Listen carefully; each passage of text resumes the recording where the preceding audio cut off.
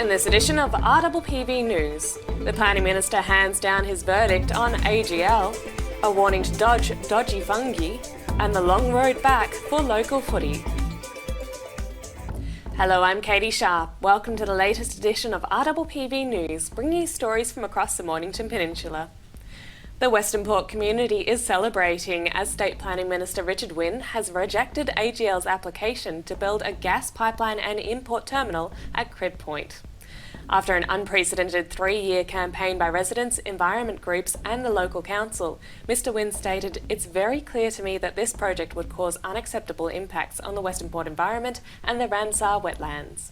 He says he made the decision based on an environment's effect statement produced by AGL, a record-breaking 6,000 public submissions, and a report into the findings of the statement by an independent inquiry and advisory committee. He added, "This has been an exhaustive, open and transparent process, and this is the right outcome for the local community, the environment and Victoria as a whole." Celebrations resounded across the peninsula over what Environment Victoria called a historic win for the community. The Save Western Port group, who were key in bringing the issue to public attention, announced simply, "We won, and Warren Marin is protected."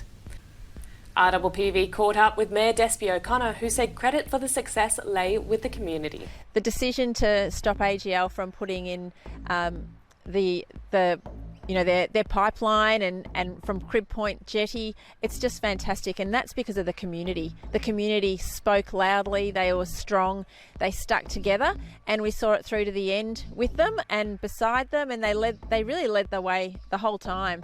And thanks to Mr Wynne and Mr Brain and Mr Hunt, we actually got it across the line and stopped it. It's fantastic news.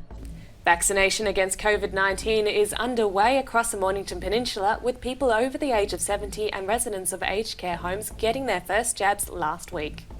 Meanwhile, member for Dunkley Peter Murphy explained to RPPV why she decided to get vaccinated in front of cameras. And as all of your listeners know, I have metastatic breast cancer, and that makes me one of the group of people who are immunocompromised, have underlying health issues, which means getting COVID would be much more serious than for some others. I decided to take the vaccine and to take it publicly, to be part of the public health campaign, to encourage people like me with underlying health issues to also take the vaccine.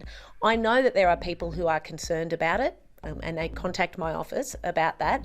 So one of the reasons I've gone out publicly to have the vaccine is to say, I'm not going to ask you to do something that I wouldn't do myself.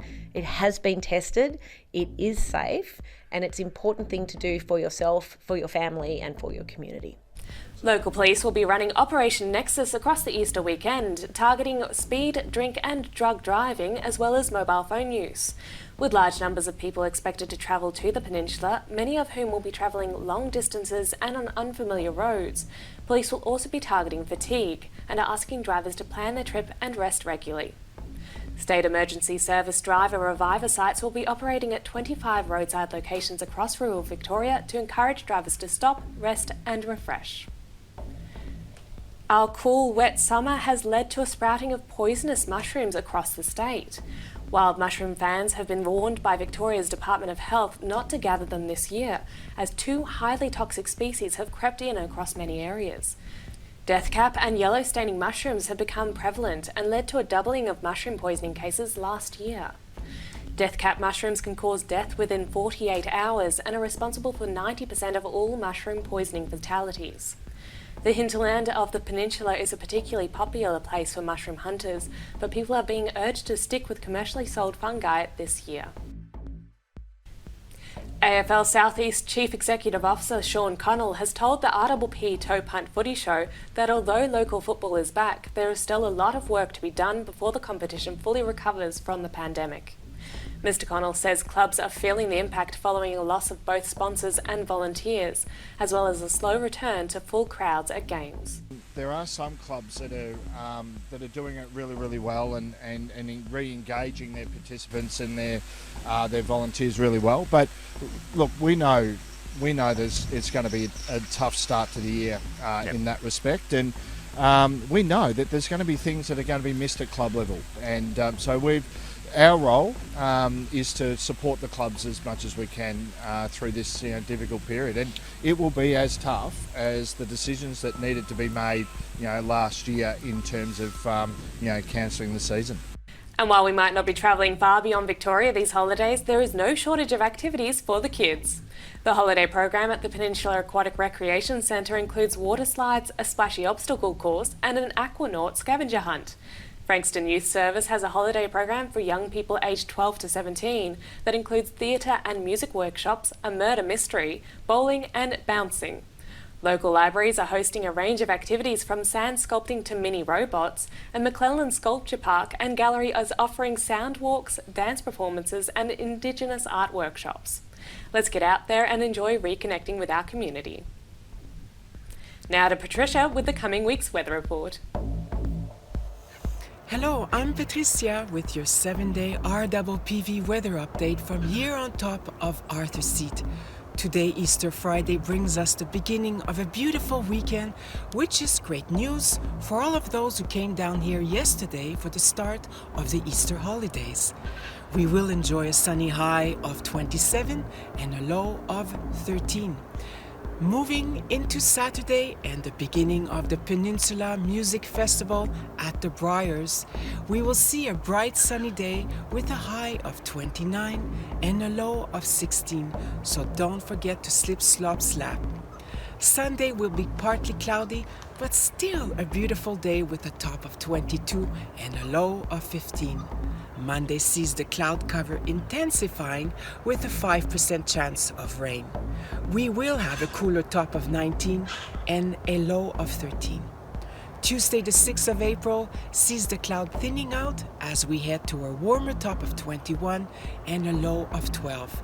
Wednesday sees another mostly sunny day with a top of 22 and a low of 14.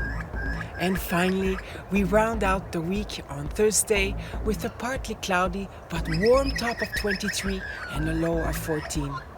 Well, that's all for this week. Enjoy this beautiful Easter break. Tune in to RPPV on 98.7 or 98.3 or on the app for all news, sport updates, as well as some great tunes. Have fun, stay safe, and I will see you next time. And to our surfing guru Muzz with the Surf Report. Hi guys, welcome to this week's surf forecast for the Mornington Peninsula for the Easter weekend. So the lead up to Easter is looking pretty good for some waves around. It's going to be offshore as of Thursday through to Saturday, and not a big swell, a medium sort of swell, so we should have waves nearly everywhere from the back beaches right through to very small waves in Western Port, but during the tide it could be alright, could be a bit of fun, but at least it's going to be offshore and pretty mild. Then beyond that, Saturday evening into Sunday, we're going to get a bit of a change, not super strong but enough, and it's going to push the swell up. It's going to get pretty solid on Sunday and Monday, but unfortunately the winds are not looking very good. It's looking like it's going to be south-southwest behind that front, no northwest or west like we start to expect in early April.